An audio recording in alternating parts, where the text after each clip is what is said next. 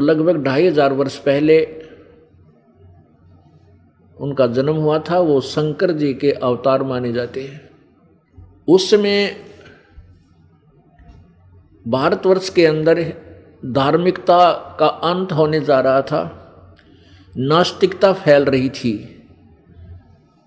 जैसे बौद्ध धर्म का प्रचार जोर शोर से हो चुका था। बौद्ध धर्म उर्फ नास्तिक, अब जैसे पूरा चीन, रूस ये बौद्ध धर्म को मानने वाले थे, अब भगवान को नहीं मानते। और यही आग पवित्र भारतवर्ष में भी लगने वाली थी। उसी समय भगवान शंकर जी के लोग थे, भगवान शंकर जी की कोई विशेष आत्मा, विशेष गण, विशेष भक्त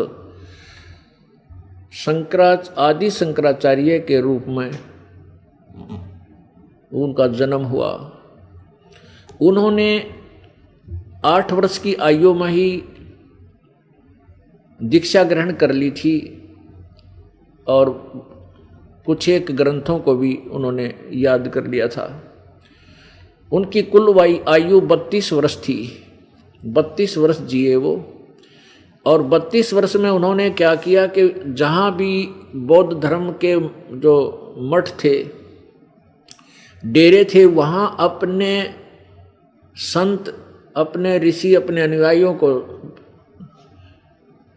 वेद आदि जैसा उनको ज्ञान था उस ज्ञान से परिपूर्ण करके और उनके मठों के आसपास 10 प्रकार के सन्यासी बनाए उन्होंने। कुछ जंगल में रहने वाले, जंगल में जो प्रचार कर रहे हैं बौद्ध धर्म का, वहाँ जाकर उसका बाइकाट करें। और कोई गांव में कर रहे हैं तो गांव में पुरी बनाए, पुरी गिरी, पुरी जो पर्वतों पर जाकर उसका विरोध करेंगे वो पुरी।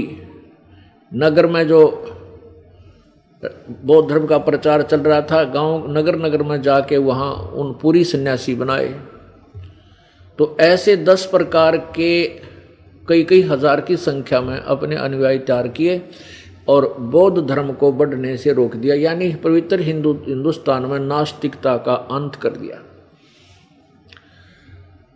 ये एक महान उपकार किया है आदि शंकराचार्य ने। लेकिन आदि शंकराचार्य जी भी केवल शंकर भगवान के पुजारी ही थे।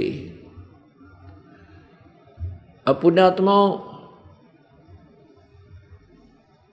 इस काल भगवान ने किसी को नहीं बख्शा, सबकी बुद्धि भ्रमित कर रखी है। जब ब्रह्मा विष्णु महेश चक्र में हैं तो आदि शंकराचार्य तो और भी निम्न सतर की शक्ति थी, तो इनको भ्रमित करना तो काल के लिए कोई बड़ी बात नहीं थी।